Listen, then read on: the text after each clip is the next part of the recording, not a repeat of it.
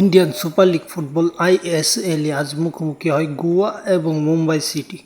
সেই ম্যাচটি তেমন জমজমাট হয়নি। ম্যাচটি জমজমাট হওয়ার কথাই ছিল, কারণ পয়েন্ট টেবিলে 2 নম্বর এবং 3 নম্বর দলের লড়াই, হাড্ডাহাড্ডি লড়াই হওয়ার কথা থাকলেও এই ম্যাচটি গোয়া হেরে যায় মুম্বাই সিটির কাছে 2-0 গোলের ব্যবধানে।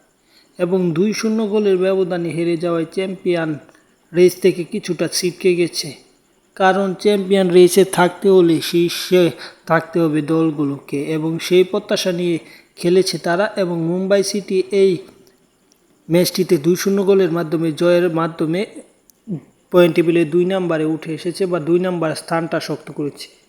এবং মোহনবাগান বর্তমানে পয়েন্ট টেবিলে শীর্ষে আছে। শেষ পর্যন্ত দেখা যাক গোয়া কিংবা মোহনবাগান, ওড়িশা নাকি মুম্বাই সিটি কে হয় চ্যাম্পিয়ন, কারণ এই 4টা দলই সেরা 4-এ আছে এবং সবারই সুযোগ আছে চ্যাম্পিয়ন হওয়ার।